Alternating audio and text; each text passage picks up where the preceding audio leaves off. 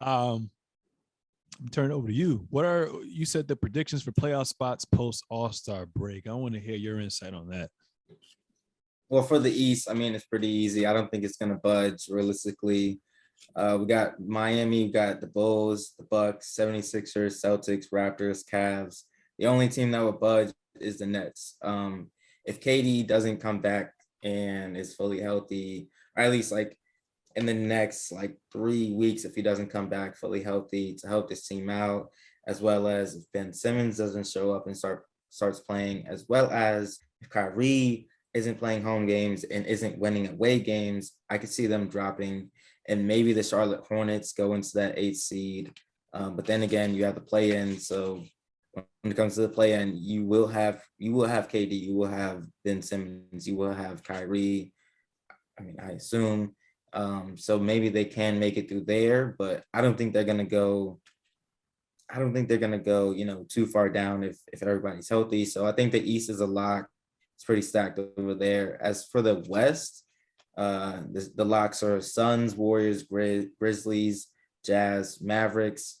The Nuggets could drop if anything crazy happens. If a team feels like they find out how to actually guard Jokic for once, they could probably start beating them. I don't think they're gonna drop outside of the playoffs. I think the Timberwolves are very determined this season to make the playoffs. I don't see them doing too much damage, depending on matchups, I guess. Maybe if they played like the Jazz, I would love to see them versus the Jazz. Now I say that because if I can see Karl Anthony Towns bitch Rudy Gobert out of the playoffs, that would make my day. I do think we're looking at the I do think we're looking at the Clippers. We were talking pre-pod. I think if Paul George comes back, the Clippers are gonna make the playoffs. But if the Lakers, I feel like LeBron might be like I would hope LeBron has had Russ, FaceTime me every morning at 4 a.m. Russ in the gym during All-Star weekend. I don't give a fuck what you're doing.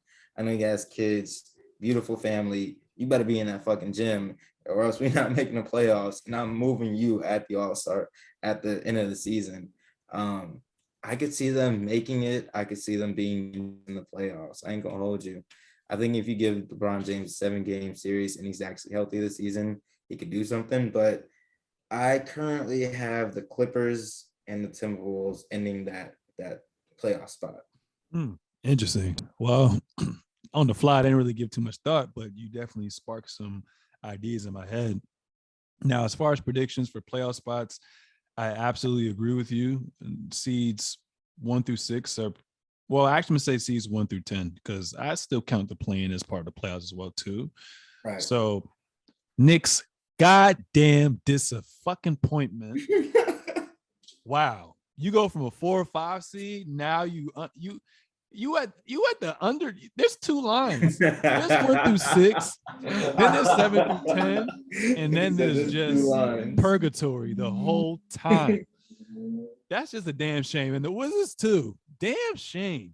But out of all these teams, honestly, as far as positioning goes, I can see Philly moving up to 1 if Harden and Embiid just start clicking off the jump like that because they're only 2.5 games behind. Yeah, and I can see Miami and Chicago kind of all flip-flopping between 1 through 3.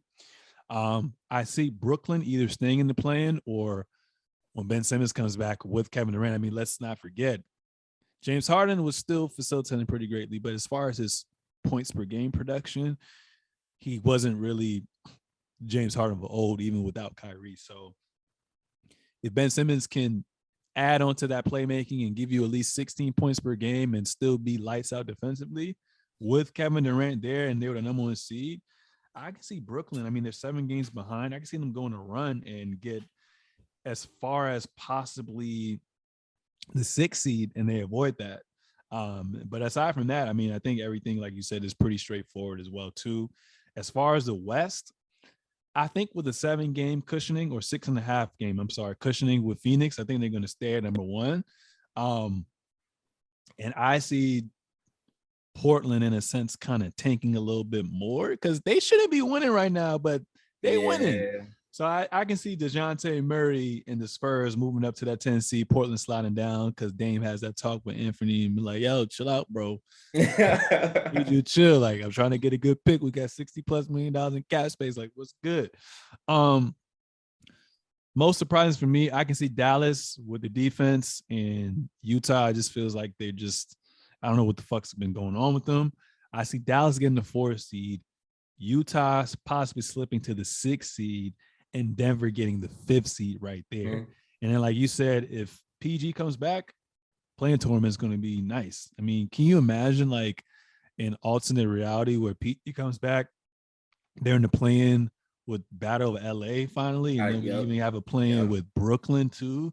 Like all those stars right there, that would be crazy. But those are my predictions on playoff spots between now and when the playing tournament starts as well.